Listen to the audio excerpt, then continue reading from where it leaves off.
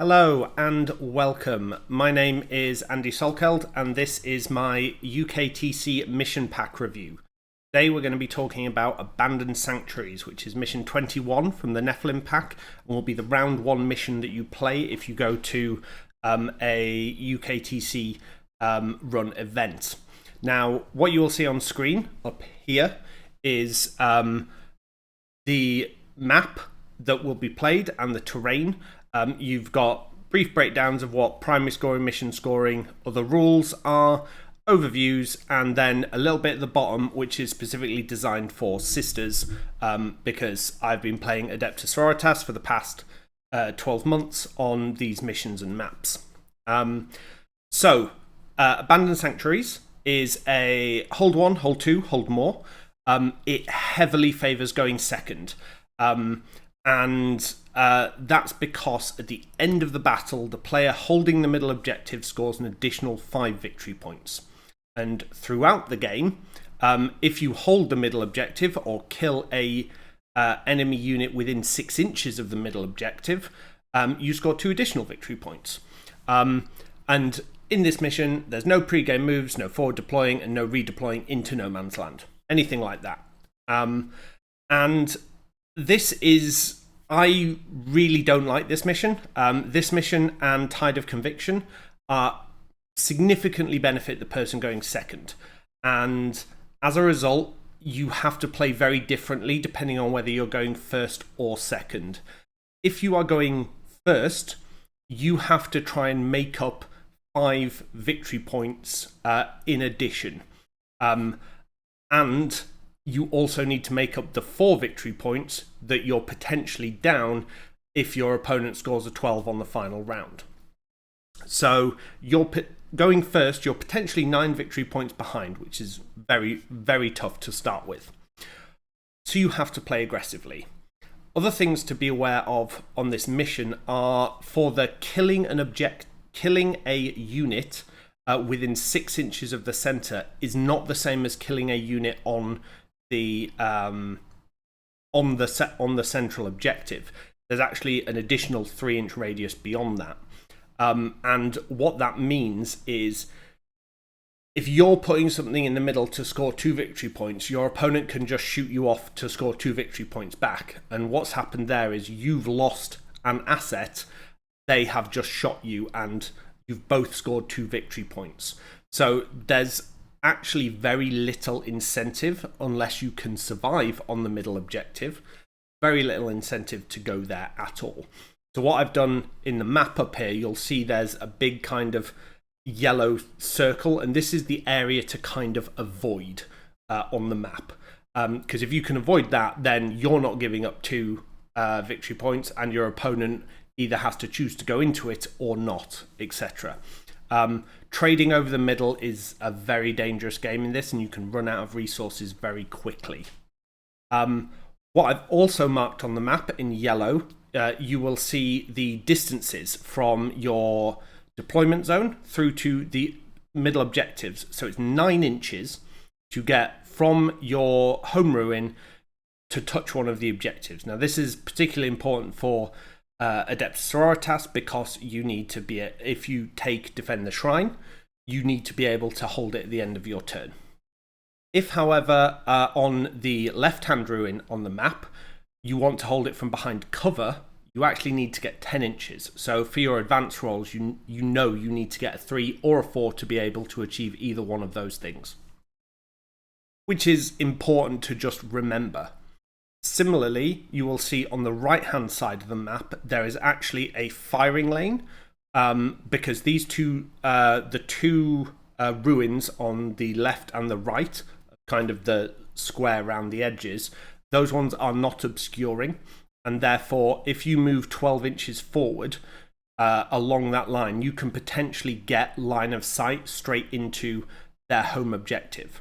Now, this is very hard for things like, say, Retributors or anything like that, but for something like a Castigator or multiple Castigators, as you will see from the last point, if you're playing Ardent Shroud, you can advance many Castigators down the right-hand side and then shoot straight into your opponent's supposedly safe ruin and onto their home objective.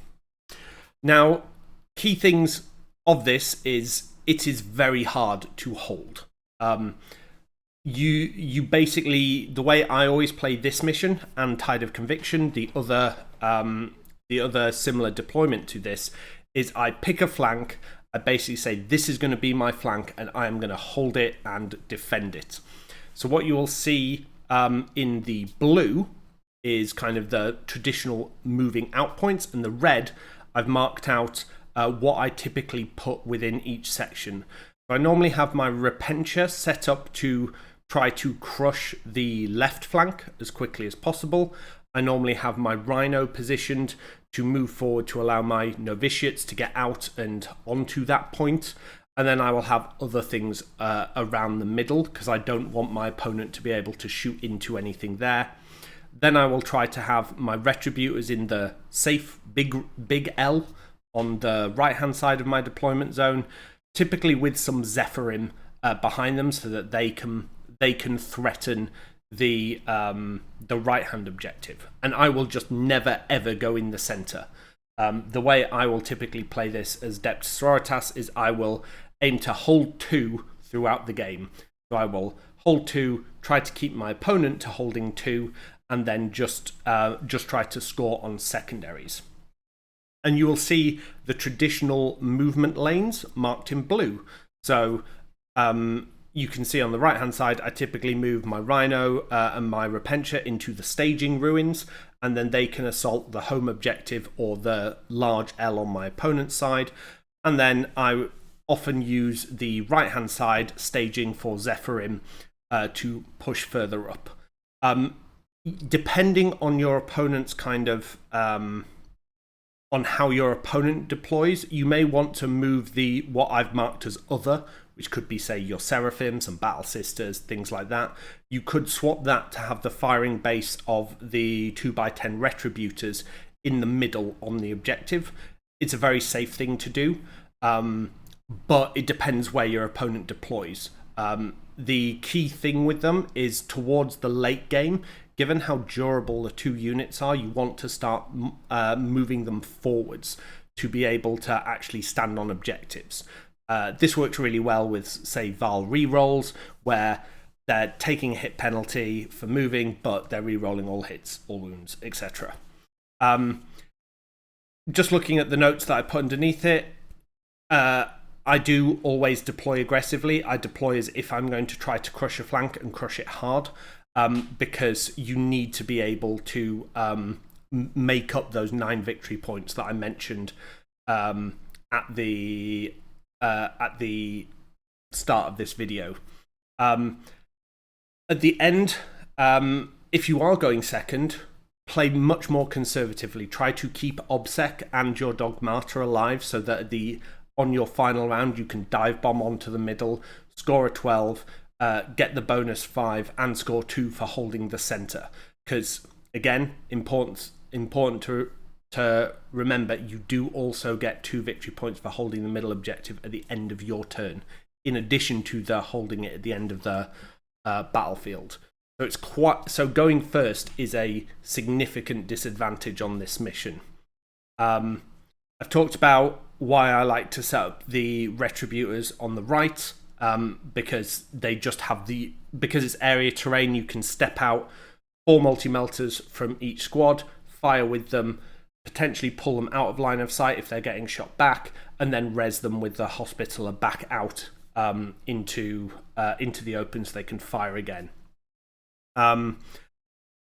Carry forth is a very useful strategy on this. I particularly like using Carry Forth the Faithful to position a Rhino from my deployment zone inside the close L, like the staging L middle of the left.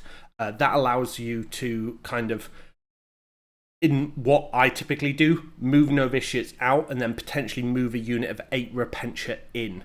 And then, even though those Repentia are not going to get buffed by, say, the Dogmata or the Repentia Superior, they get an additional 3 inches out. So they can then make long charges potentially onto your opponent's home objective or their safe ruin. I believe I haven't measured these distances out exactly, but I believe it's going to be around with the 9 inches, I think it's like an 8-inch charge to get from the staging ruin into their home objective, assuming you get out 9 inches, and similar to get into their safe L. So with Miracle Dice, you can manipulate this and make sure it kind of happens. As I said, you've got the Castigator that can potentially move forward and shoot onto the opponent's home objective. So if they don't leave anything, if they kind of stay away from that and nestle and play the flanks as you're intending to, then you can potentially just take them off their home objective turn 1. On this mission, I would typically try to play Defend the Shrine. I would pick one flank and I would hold it hard. Typically, I would play this on the right-hand side, just because my Retributors are nearby. I can have Vahl nearby and things like that, and kind of just play it safe. But I would largely do that based on when my opponent, where my opponent has deployed strong and weak. I would play Leap of Faith. It's one of the best Sororitas secondaries. You'd maybe change it for something like No Prisoners in a Necron matchup, but Leap of Faith is just a safe one. I'm not a huge fan of banners on this mission, but you can play it. Sacred Ground is potentially good, but it's only really good if you're going second, because you can just score 15. I think it could be a safe...